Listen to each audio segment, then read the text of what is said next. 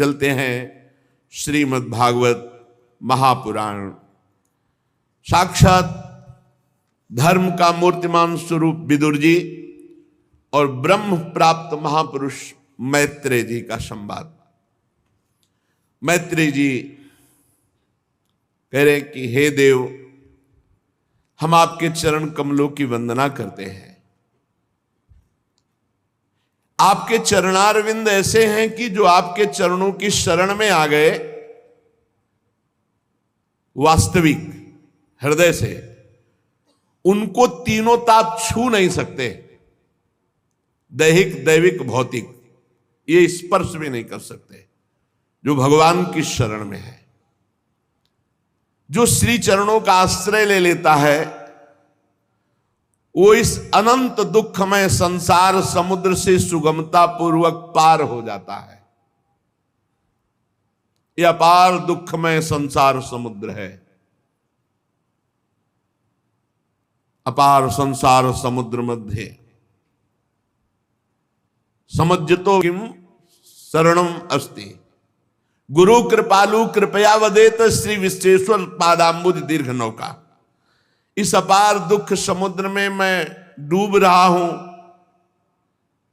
कैसे बचूं?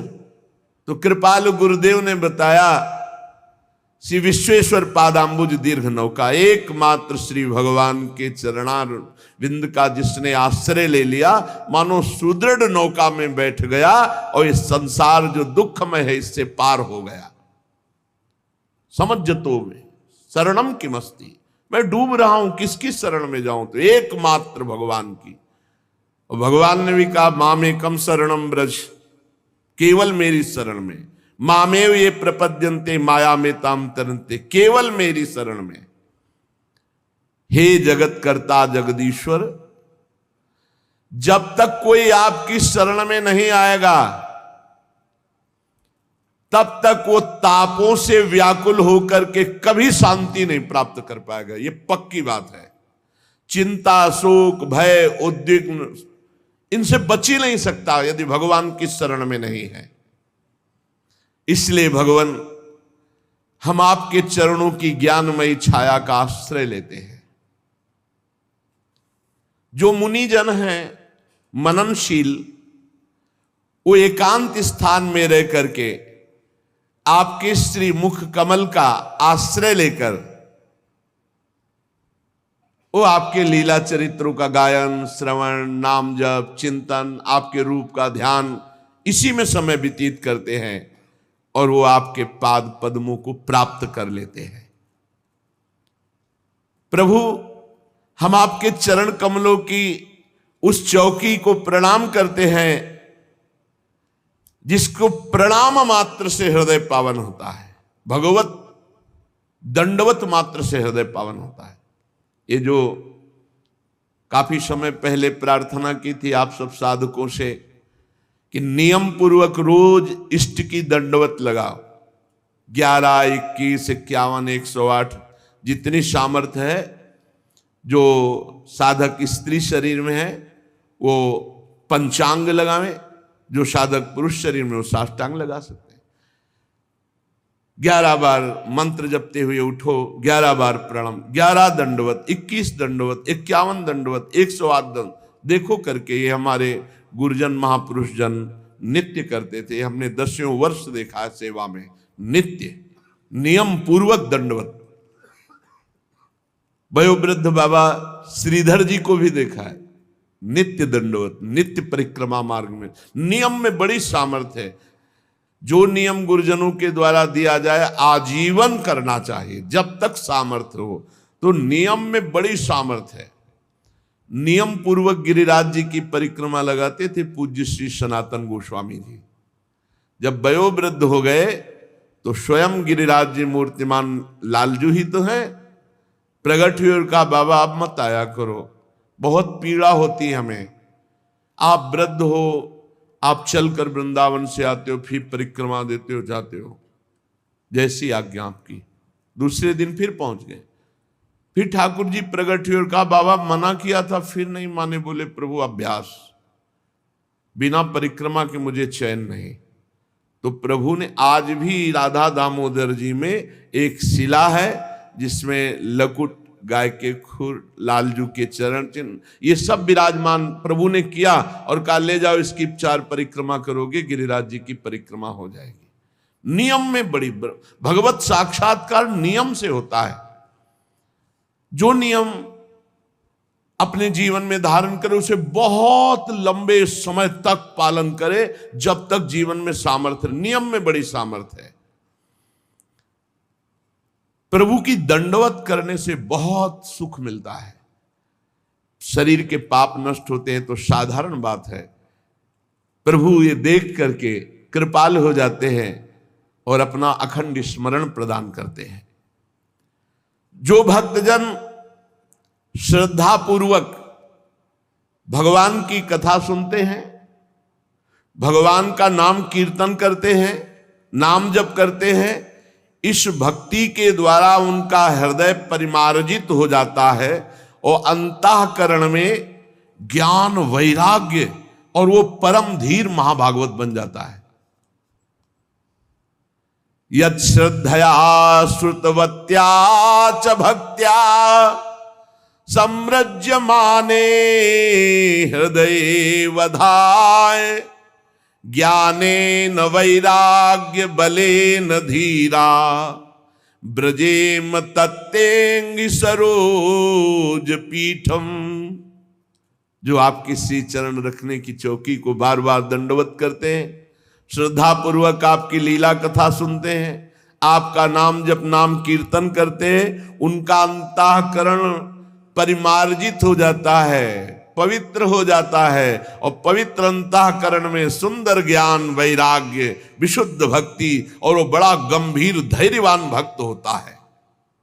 हे ईश, आप ही संसार की उत्पत्ति, स्थिति और संहार के कारण हैं।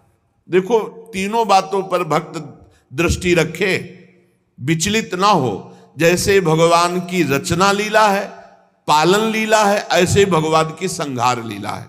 ये जगत के प्राणी नहीं समझते। सृजन कर रहे हैं वही, पालन कर रहे हैं वही, लय कर रहे हैं वही, और किसी और का नहीं कर रहे। कोई और है ही नहीं।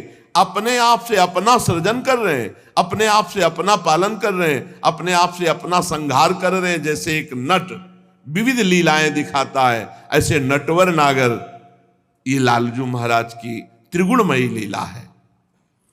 अतः हम सब भक्त आपके श्री चरणों की शरण लेते हैं।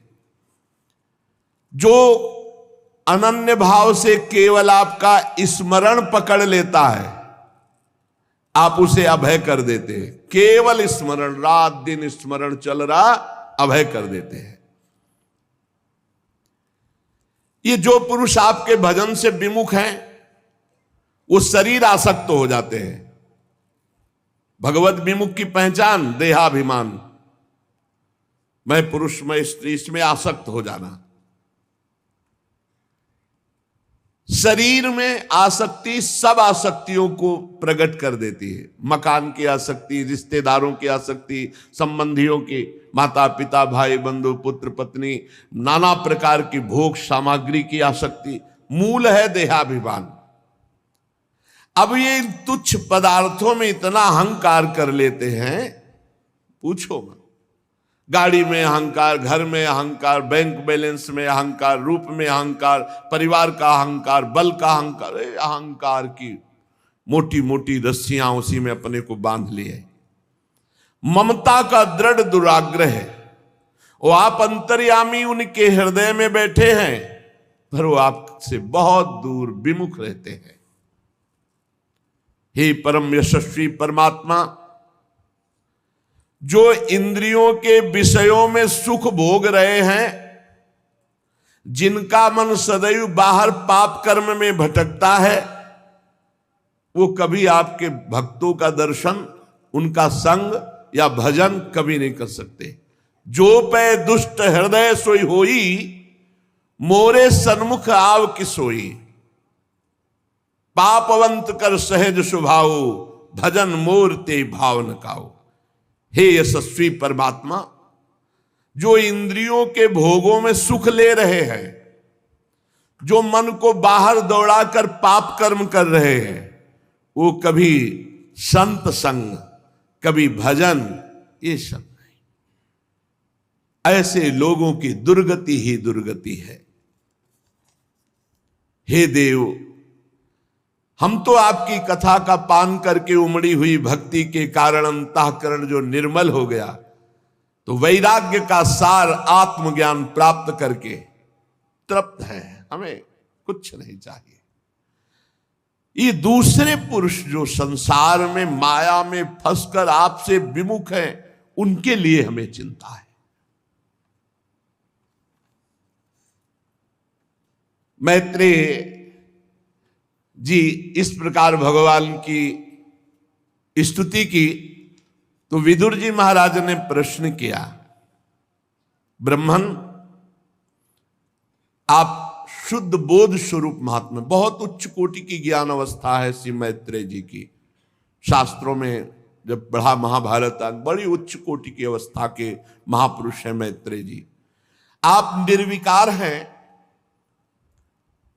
और आपकी निर्गुण अवस्था में स्थिति भी है, पर आप भगवान के लीलाओं का गायन करते हैं, भगवान से प्रीति भी करते हैं।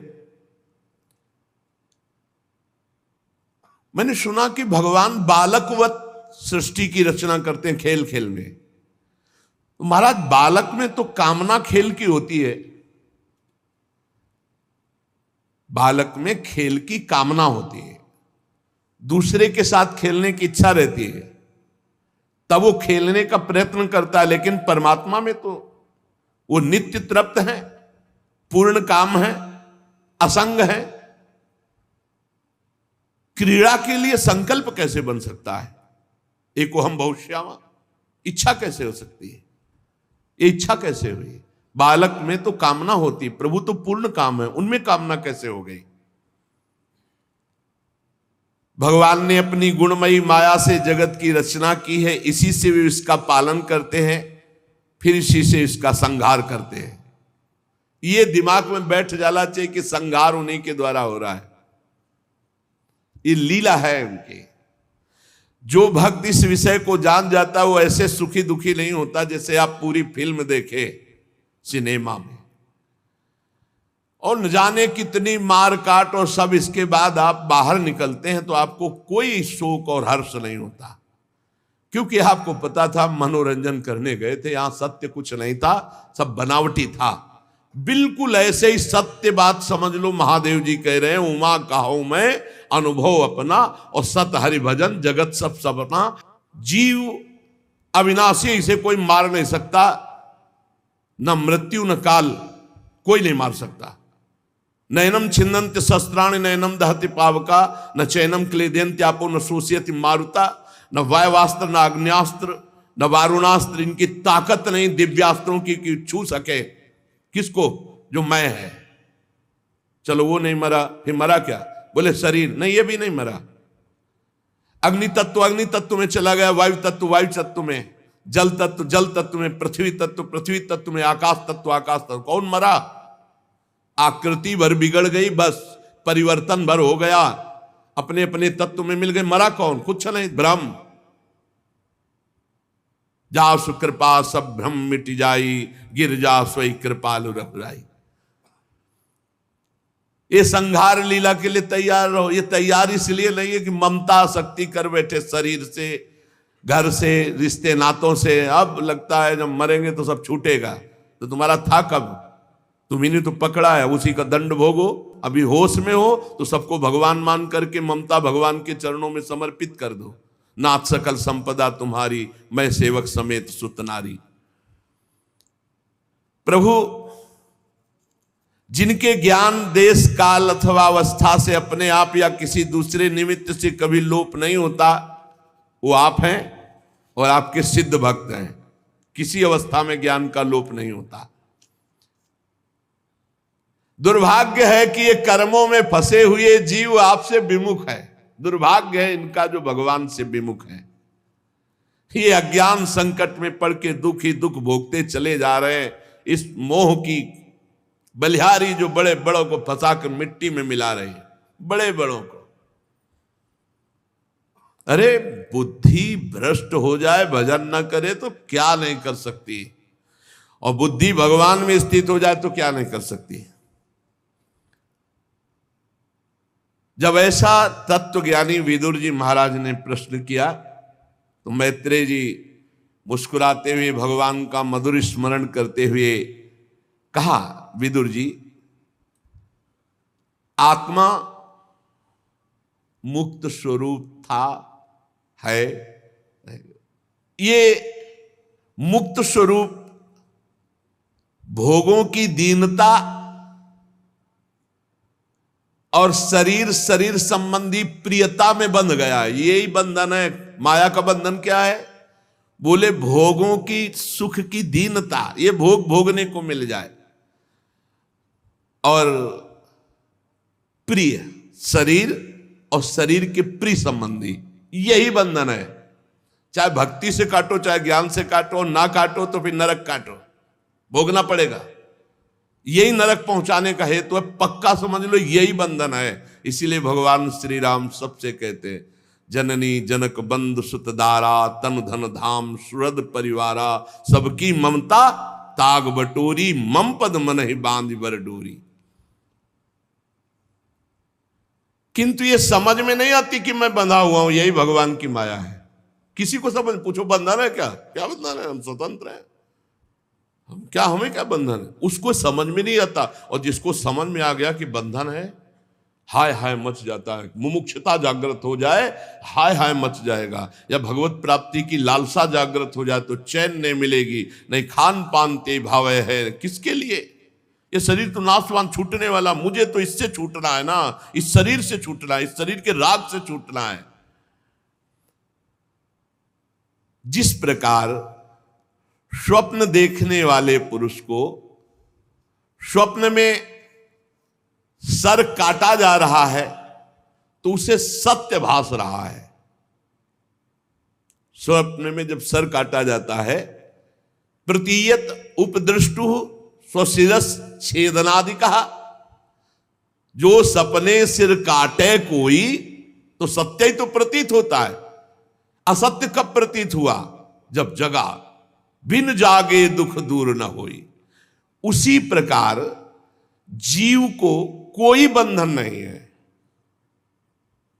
पर अज्ञानवश मोह निद्रा होने के कारण ये स्वप्न दिखाई दे रहा है। स्त्री पुरुष, कर्म बंधन, शुभ अशुभ, नरक स्वर्ग, ये सब झूठा, ना था न रहेगा। जो बीच में भास रहा है असत्य है। ब्रह्म सत्यम जगन मिथ्या, उपनिषद सूत्र। ये अज्ञानवश भास रहा है। हे विदुर जी, यदि ये कहा जाए कि जब है नहीं तो इसकी प्रतीत क्यों होती है? प्रतीत क्यों होती है? बोले यही भगवान की माया है, जो है नहीं उसकी प्रतीति करा दे। देखो महाराज युधिष्ठिर की सभा में मैदानों ने एक रचना रची थी कि जो थल था, पृथ्वी, उसमें बड़ा निर्मल जल भरा हुआ दिखाई दे रहा था, और जो जल था वो सूखी पृथ्वी जैसी दिखाई दे रही थी। जब दुर्योधन देखा कि सामने जल है तो वस्त्र समेट लिए, और पैर रखा तो सूखी पृथ्वी, तो सब हंस दिए। अब आगे पृथ्वी दिखाई दी तो कपड़े छोड़ दिए, तो सब जंब से उसी में गिर गया, भींज गया, तो सबने हंस दिया। वहीं से तो महाभारत की नींव पड़ गई। एक मैदानों ने, जो छोटी माया जानता है, ऐसी रचना रच दी। जो महामायावी भगवान श्री हरि है, उनकी ये माया है। जो नहीं है पर भास रहा है, यही भगवान की माया है। जो है वो दिखाई नहीं दे रहा है, यही भगवान की माया है।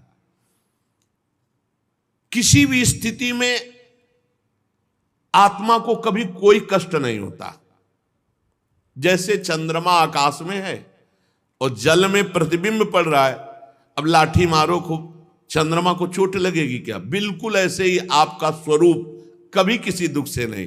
पर अपने स्वीकार कर लिए हैं देह को, तो हमें भूख लगती, प्यास लगती, हमें सोच लगती, लघुशंका लगती, नींद लगती है, हमें गर्मी ठंडी मान, सारे दुखों की बंधन की जड़ है ये शरीर का अपनापन।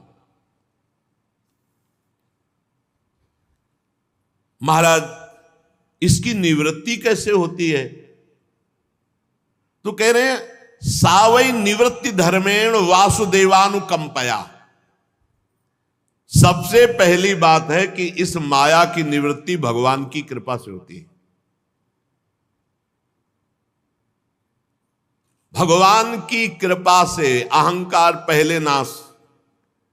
आप किसी साधन से इसकी निवृत्ति कर पाए? असंभव। नाथ जीव तव माया मोहा और सो निस्तरी तुम्हारी छुआ, तुम्हारे ही कृपा दुलार से। अब भगवान की कृपा कैसे प्राप्त हो? सबसे पहली बात है वासुदेवानुकंपया। भगवान की अनुकंपा से ही इस माया से मुक्त हुआ जा सकता है।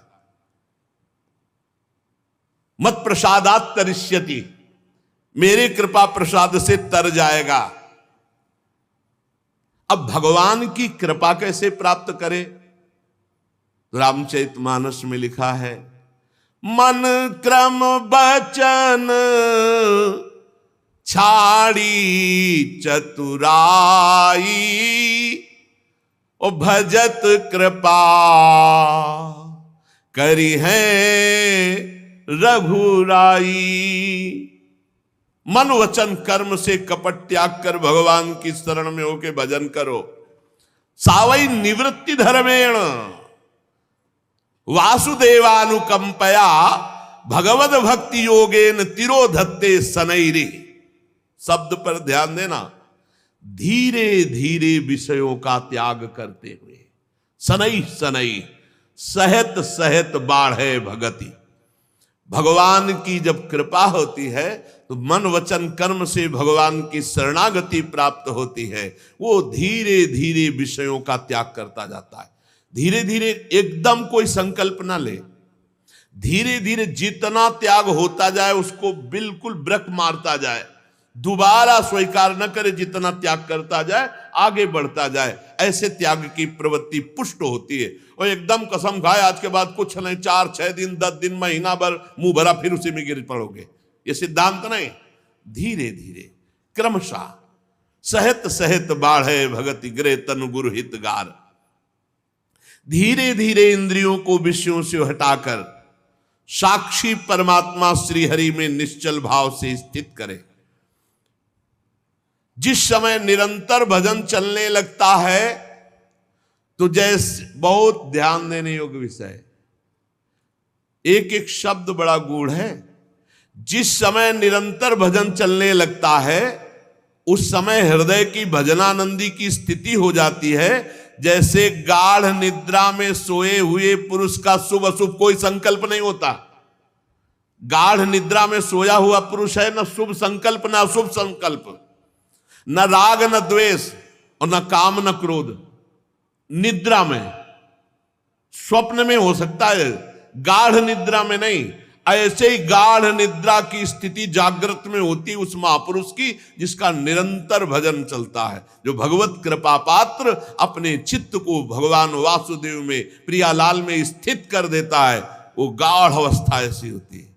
कभी 2-4 मिनट के लिए भी आई होगी तो आप समझ रहे होगे, नहीं तो नहीं समझ पाओगे। जागृत अवस्था में जैसी गाढ़ निद्रा में स्थिति, ऐसे जागृत अवस्था में चलते फिरते देखते हुए भी वो संकल्प रहित, शुभ अशुभ चिंतन रहित एकमात्र परमात्माकार स्थिति, उसे तुरीय अवस्था कहते हैं। जो सारे क्लेशों को सर्वथा के लिए नष्ट कर देती है। ये स्थिति कैसे होती है? निरंतर भगवान के सुमिरन से।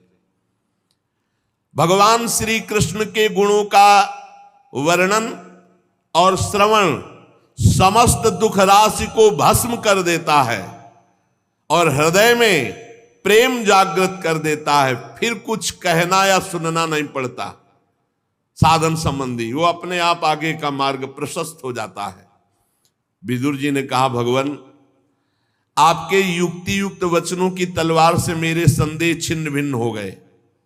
अब मेरा चित्त भगवान की स्वतंत्रता और जीव की परतंत्रता को खूब अच्छी तरह समझ रहा है। विद्वान, आपने ये बात बहुत ठीक कही कि जीव को जो क्लेशादि की प्राप्ति होती है वो शरीराभिमान के कारण होती है, और ये शरीराभिमान समस्त दोषों का मूल है। संस्कृति मूल शूल प्रदनाना सकल शोकदायक अभिमाना, और इसका आधार है शरीराभिमान का माया ब्रह्म। क्लेश मिथ्या निर्मूल, मिथ्या निर्मूल क्लेश, क्योंकि इस विश्व को फंसाने वाली माया के अतिरिक्त और कोई नहीं है। महाराज, मैं देख रहा हूं इस संसार में दो प्रकार के लोग सुखी हैं। एक तो पागल, पागल है ही तो उनको क्या सुख दुख का मतलब, और दूसरा ब्रह्मबोध संपन्न। ये बीच वाले सब दुखी है, जो कुछ ज्ञान कुछ अज्ञान, ये सब दुखी है। सुखी कौन है? जो एकदम कनेक्शन खत्म, फुटपाथ में बैठा है तो कबाड़ बटोर रहा है तो वो मस्त है, और या जो भगवत प्राप्त है वो मस्त है। बीच वाले ही सब, बीच की श्रेणी के जितने मंजरेड हो, ये सब बड़े संशयापन्न और दुखी हैं, दुख ही दुख भोगते हैं। या तो भगवत प्राप्त ब्रह्मबोध महापुरुष, और या एकदम कनेक्शन खत्म पागल, ना अपने शरीर से कनेक्शन है ना संसार से। मनाया दोन्ना उठा लिया, मनाया कुल्लड़ उठा लिया, मनाया फुटपाथ में बैठे, जो देखो ना उनके, हम तो काशी में देखा है कई ऐसे अवधूत महापुरुष और कई ऐसे कनेक्शन है, किसी से कनेक्शन नहीं। कुल्लड़ उनके ऊपर चाय का मार रहे हैं लोग, हंस रहे, मस्त है, उनको कोई फर्क नहीं। कई शरीर में घाव है, मक्खियां मिनमिना रही फुटपाथ में। या तो एकदम पागल सुखी है, एकदम पागल, और या एकदम ब्रह्मबोध, ये बीच वाले सब दुखी है। विदुर जी महाराज कह रहे हैं, ब्रह्मन धर्म अर्थ काम और मोक्ष की प्राप्ति के साधनों का, वाणिज्य दंड नीति शास्त्र श्रवण की विधि का, श्राद्ध की विधि का, पितृगणों की सृष्टि का, काल चक्र का, ग्रह नक्षत्र का, तारागण की स्थिति का, दान का, तपस्या का, इष्ट का, पूर्त का, इन सबका मैं रहस्य जानना चाहता हूं। निष्पाप मैत्री जी, धर्म के मूल कारण भगवान श्री कृष्ण है, तो कौन से आचरण से संतुष्ट होते हैं? भगवान श्री कृष्ण किन पर कृपा करते हैं? हे महात्मन, जो दीन वत्सल गुरुजन हैं, वो अपने समर्पित शिष्य को बिना पूछे सब कुछ बता देते हैं। इसलिए आप दया कीजिए, मैं आपका शिष्य हूं, आप हम पर कृपा करके वर्णन, क्योंकि ज्ञान की प्राप्ति शिष्यस्व ते ही होती। भगवान तब तक गीता जी नहीं बोले जब तक अर्जुन ने शिष्यस्ते हम साधिमाम त्वाम प्रपन्न। महाराज, ये प्रलय कितने प्रकार का होता है, और जब भगवान योग निद्रा में शयन करते हैं तब कौन कौन से तत्व बाहर जागृत रहते हैं भगवान को जागृत करने के लिए? जीव का तत्व क्या है? परमेश्वर का स्वरूप क्या है? उपनिषद प्रतिपादित ज्ञान क्या है? गुरु कौन है?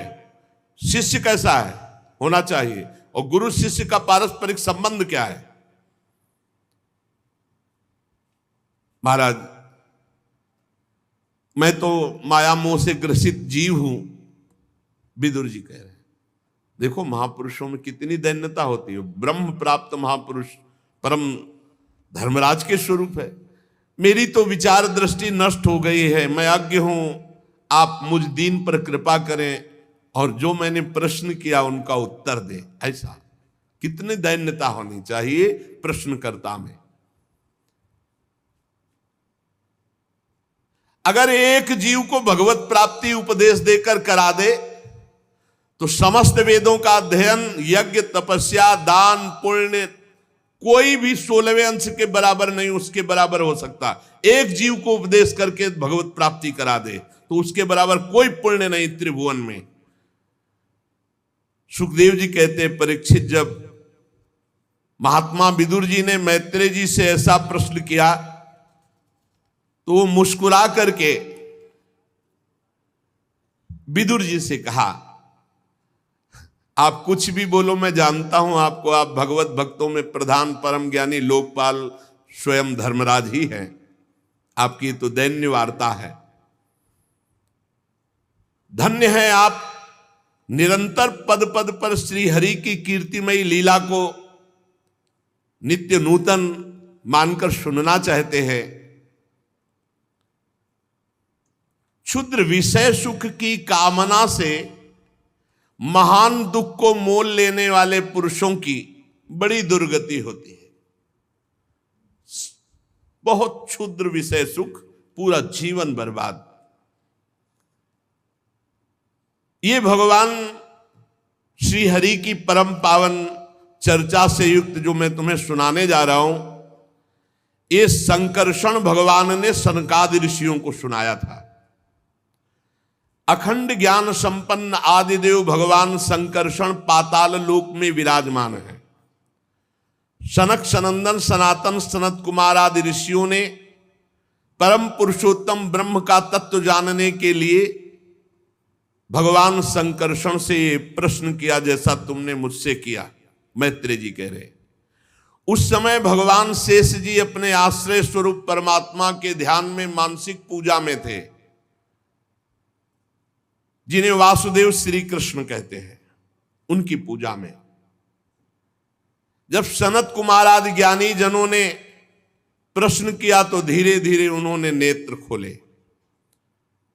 सनत कुमार ऋषियों ने मंदाकिनी आकाश गंगा के जल से भींगी हुई जटाओं से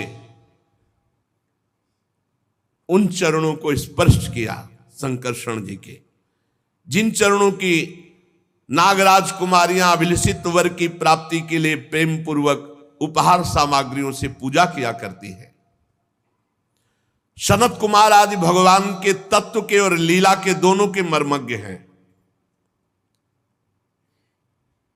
शेष भगवान हजारों फण दिव्य मणियां चमक रही हैं।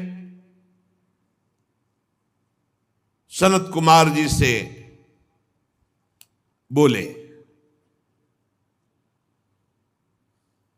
वो जो ज्ञान भगवान शेष जी ने सनत कुमार जी को दिया, परमहंसों में प्रधान श्री सांख्यायन जी को सनकादि ने दिया। सनकादि ने सांख्यायन जी को, सांख्यायन जी ने हमारे गुरु पराशर जी को दिया, पराशर जी ने बृहस्पति जी को, और पराशर जी से ही पुलस्त मुनि को, और फिर क्रम से वो मुझे प्राप्त हुआ। मैत्रेय जी कह रहे, इस क्रम से ये ज्ञान मुझे प्राप्त, ये ज्ञान गुरु परंपरा से प्राप्त होता है। सुनो, ये सृष्टि पूर्व में कुछ नहीं थी, केवल जल ही जल, केवल जल ही जल, और उस जल में एकमात्र भगवान नारायण, भगवान संकर्षण शेष जी की सैया पर आराम से वो अपनी ज्ञान शक्ति को अपने अंदर योग माया से आच्छादित करके नेत्र मूंदे हुए शयन कर रहे थे। जैसे अग्नि अपनी दाहिका शक्ति को छिपाकर काष्ठ में रहती, काठ में अग्नि रहती है पर घर्षण करने पर वो दाहिका शक्ति सहित प्रकट होती है। भगवान संपूर्ण प्राणियों को, ब्रह्मा जी आदि सबको लेकर के अकेले शयन कर रहे थे, केवल जल ही जल था जब सृष्टि नहीं थी। भगवान ने अपने को जागृत करने के लिए, पुनः सृष्टि रखने के लिए काल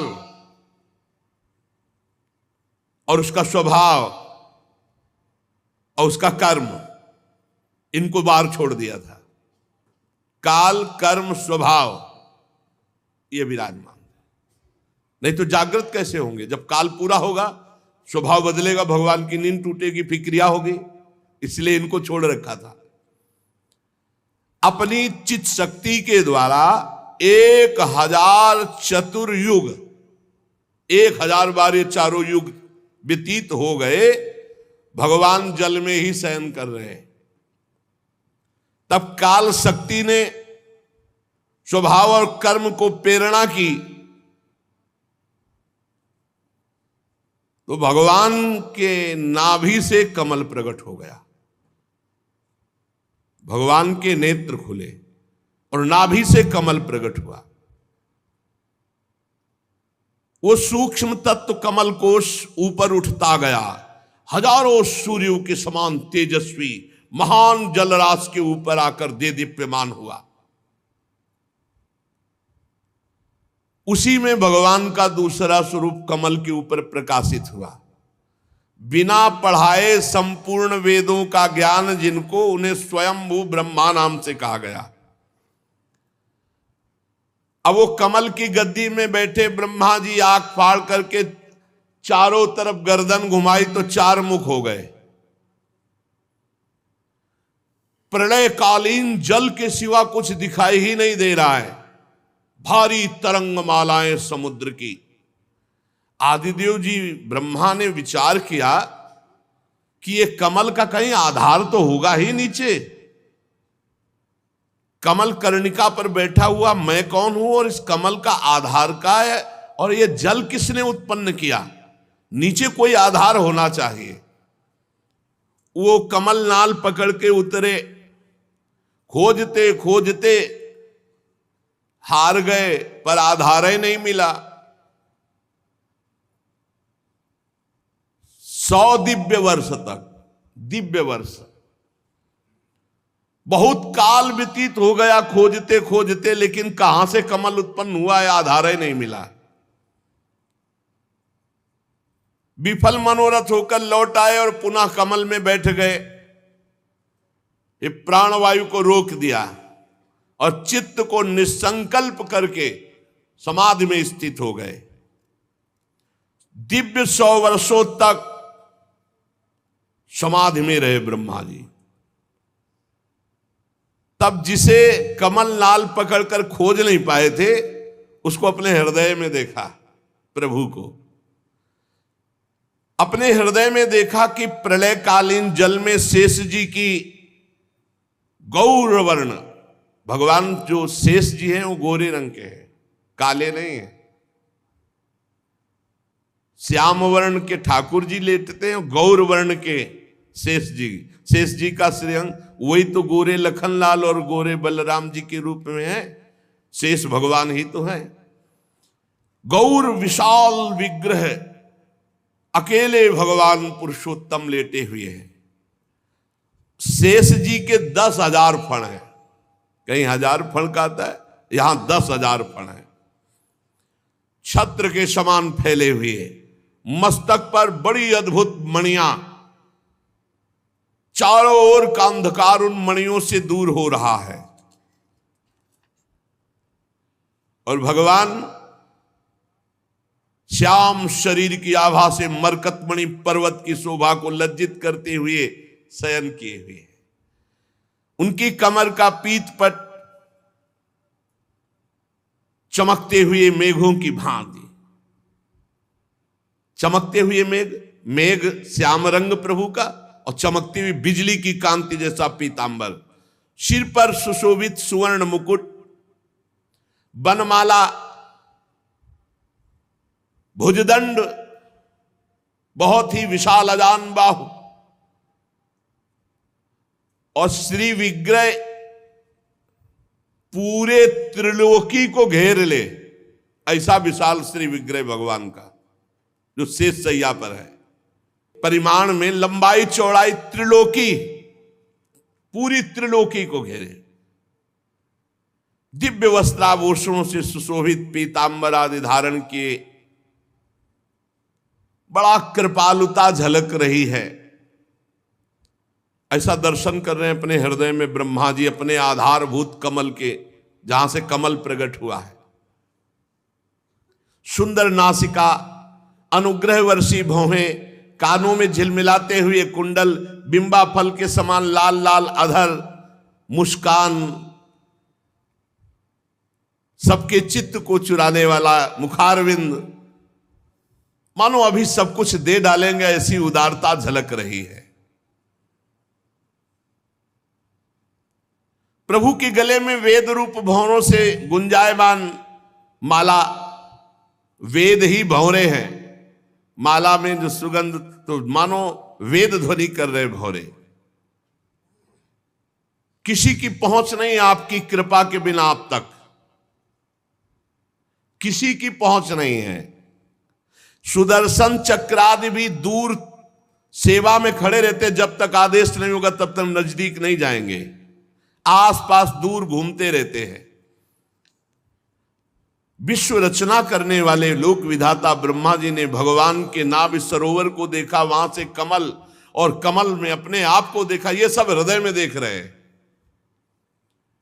ब्रह्मा जी अचिंत गति भगवान श्री हरि में चित्त लगाकर उन प्रभु की स्तुति करने लगे। बहुत उच्च कोटि की महामहिमा ज्ञान संपन्न स्तुति ब्रह्मा जी ने की। ब्रह्मा जी ने कहा, प्रभु आज बहुत समय के बाद मैं आपको जान सका हूं। कैसे दुर्भाग्य की बात है कि आप सबके हृदय में रहते पर देहधारी जीव आपको नहीं जान पा रहा। सबके हृदय में भगवान है, सबके अंतःकरण में भगवान विराजमान है। अरे जब अपने को नहीं जान पा रहा तो भगवान को कहां जान पावे। शरीर मानकर बाहर भटकते हुए पूरा जीवन व्यतीत हो जाता है, पूरा जीवन। भगवान आपके सिवा कोई है ही नहीं हो, ये सब नाम रूप मिथ्या, इन्हीं नाम रूप में फंस गया ये जीव। बहुत बड़ा जाल है। यद्यपि मृषा छूटति कठिनाई, इसीलिए त्राहि माम शरणागत प्रतिपाल प्रभु, बस उन्हीं का सुमिरन।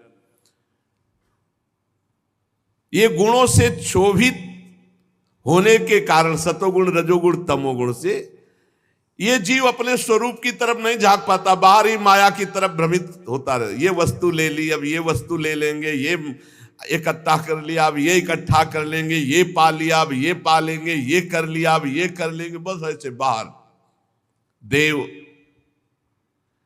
जब तक आपकी आराधना नहीं होती, आपकी कृपा नहीं होती, तब तक ये अज्ञान दूर नहीं होता। देखो प्रभु, मैं कितना प्रयास किया, लेकिन कमल कहां से प्रकट हुआ ये मैं नहीं जान पाया। और जब आपका भजन किया तो हृदय में ही प्रकाशित हो गया पूरा ज्ञान कि कहां भगवान विराजमान है, उनके नाभि कमल, और उनके ऊपर मैं बैठा हुआ हूं कमल पर, ये मैं देख पाया। सैकड़ों वर्ष ढूंढता रहा, नहीं मिले। ये ढूंढने की जरूरत नहीं, बैठकर भजन करने की जरूरत, कहीं भागने की जरूरत नहीं। भजन करोगे हृदय में ही सब कुछ दिखाई देने लगेगा। हे परमात्मन, आप जो आनंद मात्र भेद रहित अखंड तेजो स्वरूप हैं, मैं आपको भिन्न नहीं समझता। जब ज्ञान होता है तो जानत तुम्हें हो जाए, भिन्न नहीं। इसलिए विश्व की रचना करने के लिए जो आपने मुझे प्रकट किया है, तो आप मुझे सामर्थ्य प्रदान कीजिए। हे विश्व कल्याण में मैं आपका उपासक हूं। आपने मेरे हित के लिए ये अपना स्वरूप दर्शन कराया, जो शेष में विराजमान भगवान श्री हरि का। पापात्मा जीव कभी नहीं सोच सकता, ऐसा विचार ही नहीं आ सकता कि मैं आपके दर्शन करूं। ये तु त्वदीय चरणाम्बुज को सगंधम जिघ्नन्ति कर्ण विवरै श्रुतिवात नीतम भक्त्या गृहीत चरणः परया च तेषां नापैसि नाथ हृदयाम्बुरुहात् स्वपुंसां तावद् भयं द्रविणगेह सुहृन्निमित्तं शोकः स्पृहा परिभवो विपुलश्च लोभः तावन्ममेत्यसद्वग्रहार्तिमूलम् यावन्न तेहिमभयम प्रवणीत लोकः दैवेन ते हत धियो भवतः प्रसंगात् सर्वाशुभोपशमना द्युमुखेन्द्रियाये कुर्वन्ति काम सुखलेश लवाय दीना लोभा विभूत मनसो कुशला निसस्वत। पापी लोग तो आपके लिए भावना भी नहीं कर सकते। नाथ मेरे स्वामी, जो लोग शास्त्र वेद रूपी वायु से लाए हुई आपके चरण रूप कमल कोश की गंध को, अर्थात भगवत भक्तों के मुख से आपकी लीला कथा को कर्णपुटों से ग्रहण करते रहते हैं, उनके हृदय में आप बिना बुलाए प्रकट हो जाते हैं। ये तो त्वदीय चरणाम्बुज कोश गंधम जिघ्नन्ति कर्ण विवरैः श्रुतिवात नीतम। जो भगवत प्रेमी भगवान के चरणारविंद के आसक्त चित्त महात्मा है, इनके मुख से जो भगवत चर्चा निकलती रहती, शास्त्र वेदों का सार, उसको जो लोग अपने कर्णपुटों से श्रवण करते रहते हैं, तो बिना बुलाए भगवान उनके हृदय में प्रकाशित हो जाते हैं, कभी उनके हृदय से दूर नहीं होते। भक्त्याग्रहित चरणया परयाच तेषाम, वो भक्ति रूपी पराभक्ति रूपी डोरी से आपके चरणों को बांध लेते हैं। हे प्रभु, जब तक आपके चरणों की शरणागति नहीं होती, आपके चरणों का सहारा नहीं लिया जाता, आपके चरणों का आश्रय नहीं लिया जाता, तब तक वो धन की जंजीर से, घर के बंधन से, परिवार के बंधन से कभी मुक्त नहीं हो सकता। बहुत बड़ी जंजीर बांधी हुई है। लोक ऐषणा पुत्र ऐषणा वित्त ऐषणा, ये जंजीरें हैं, ये तभी तक रहती हैं जब तक भगवान का जीव नहीं हो जाता। तावत भयम द्रविण गेह सुहन निमित्तम, फिर उसको परिणाम क्या मिलता है? शोका स्पृहा परिभवो विपुलश्च लोभा। उसे भय, शोक, भयानक दुख, लालसा, दरिद्रता, लोभ, ये उसको जलाते रहते हैं। जो आपके चरणों से विमुख है, आपके चरणों का आश्रय नहीं लिए, उन्हें धन की डोरी, घर का बंधन, बंधुजनों का, परिवार, रिश्ते नातों का, और उसका परिणाम भय, शोक, लालसा, दुख, दीनता, ये दीनता, दरिद्रता और लोभ, ये उसे बांधे रहते हैं। दुख का एकमात्र कारण है आपसे विमुख होना, आपका भजन न करना। जो लोग, ध्यान देने योग्य बात है, अपने दुखों और अमंगलों का नाश करना चाहते हैं, उन्हें आपके नाम का जप, नाम का कीर्तन और आपकी लीला कथा खूब सुननी चाहिए। मान लो ये अमृत है। और जो लोग आपका नाम जप नहीं करते, आपकी लीला कथा नहीं सुनते, उनकी इंद्रियां उनको ऐसे दुखों में फंसा देती, दुष्कर्मों में लगा देती है कि उनकी दुर्गति होती है, दुर्गति। हे उरुक्रम, हे अच्युत, देखा है आपसे विमुख जनों को, भूख, प्यास, वात, पित्त, कफ, सर्दी, गर्मी, हवा, वर्षा, चिंता, शोक, एक दूसरे के प्रति हिंसा, कामाग्नि, दुस्सा, क्रोध, ये सब जला रहे हैं, क्योंकि भगवान से विमुख है जीव। स्वामिन, जब तक मनुष्य अपनी इंद्रियों से, मन से आपका सेवन नहीं करता, तब तक वो माया के प्रभाव से बच नहीं सकता। संसार चक्र की निवृत्ति नहीं हो सकती। औरों की तो बात ही क्या, बड़े बड़े मुनिगण जब अपने तपो अभिमान में आ जाते हैं और आपकी लीला कथा और आपके नाम से दूर हो जाते हैं, तो उनको पुनः संसार फांस लेता है। बड़े बड़े मुनि जनों, फिर वो अर्थ सिद्धि के लिए उपाय करने लगते हैं। सब तपस्या का प्रदर्शन, धर्म का प्रदर्शन, रुपया इकट्ठा हो, बुद्धि बदल गई। प्रभु, आपका मार्ग तो केवल आपके लीला कथा सुनने से ही समझ में आएगा। त्वं भावयोग परिभावित हृत सरोजो आसे श्रुते क्षित पथो ननुनाथ पुंसाम यद्यधिया तवुरुगाय विभावयन्ति तत्तद्वपुः प्रणय से सदनुग्रहाय। आपका मार्ग कैसे जाना जाता है? आपके प्रेमी भक्तों के द्वारा गाए हुई आपकी लीला कथा सुनने से। आप निश्चय ही भक्ति योग जिसके हृदय में होता है उसके अधीन हो जाते हैं। हे पुण्य श्लोक प्रभु, भक्तजन जिस जिस भावना से आपका चिंतन करते हैं आप उसी भावना से दर्शन देते हैं, वैसा ही उनको सुख प्रदान करते हैं।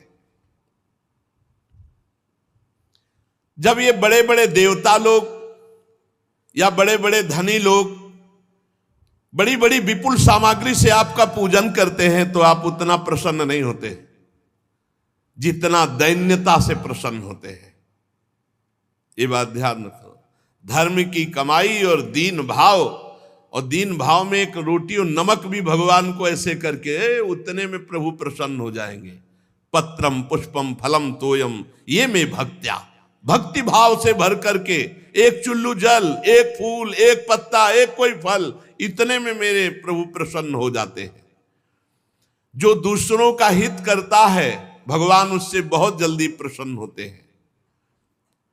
जो कर्म आपको अर्पण कर दिया जाता है वो अक्षय और अविनाशी हो जाता है। इसीलिए कहते हैं हर कर्म भगवान को अर्पित करो। दान, यज्ञ, कठिन तपस्या, व्रतादि, इनके द्वारा आपकी प्रसन्नता प्राप्त करना कठिन है। दूसरों का हित करो, खूब नाम जप करो, भगवान की लीला कथा सुनो, हर कर्म भगवान को समर्पित करो, इससे आप प्रसन्न होते हैं। यज्ञ किया, अभिमान है मैं बहुत यज्ञ करता, दान दिया मैंने इतना दान दिया, कठिन तपस्या मैंने तपस्या, मैं ऐसा व्रती, मैं फलाहारी, भगवान प्रसन्न होने वाले नहीं। हर कर्म भगवान को समर्पित करके दैन्य, इसी से भगवान प्रसन्न होते हैं। जब आप प्रसन्न होते हैं तो उसके अंदर ज्ञान प्रकट होता है। जब ज्ञान प्रकट होता है तो देखता है संसार की उत्पत्ति स्थिति संहार, ये एक भगवान की लीला हो रही है। ऐसे लीला विलासी भगवान को मैं बार बार नमस्कार करता हूं। जो जीवन भर भगवान की लीला कथा सुनते, नाम कीर्तन करते, अंतिम समय भगवान स्वयं उनके हृदय में प्रकाशित हो जाते हैं। अंतिम समय स्वयं नाम चलने लगता है, विवश होकर नाम चलता है। वो बेसुध है पर नाम चल रहा है, वो बेसुध है पर भगवान प्रकाशित हो गए। यही तो है जीवन भर भजन करने का फल। जन्म जन्मांतर की आवागमन से मुक्त होकर वो ब्रह्म पदवी प्राप्त कर लेता है, वो अजन्मा स्थिति प्राप्त कर लेता है। ये है आपकी शरण लेने का फल। जीवन भर शरण रहकर भगवान की निरंतर चर्चा सुनना, गाना, नाम जप करना, सेवा करना, जो भी कर्म कर रहे हैं भगवान को अर्पित कर देना। इसका फल क्या होगा? अब आगे हमारा जन्म नहीं होगा। इसी जन्म में अंतिम समय भगवान के दर्शन अगर पूरे जीवन में नहीं हुए तो इसमें लिखा हुआ है प्राण त्यागते समय विवश होकर नाम चलेगा और भगवान स्वयं प्रकाशित हो जाए। जीवन भर मेहनत की है, अब आखिरी भगवान बनाते हैं। जीवन भर प्रपंच और नाना प्रकार के विषय भोगे तो वही आएंगे चिंतन में, भगवान तो आएंगे नहीं। इसीलिए कह रहे कि जितना समय बचा है अब नाम जप करो, भगवत कथा कीर्तन सुनो, गाओ, खूब जीवन को आनंदमय कर लो। अगर चूक हो गई तो भाई फिर सुअर कुत्ता बन के भजन नहीं होने वाला, मानव देह में ही भजन होता है। श्री ब्रह्मा जी भगवान की और आगे स्तुति कर रहे, सुशेष चर्चा आगे। श्री राधा वल्लभ लाल की।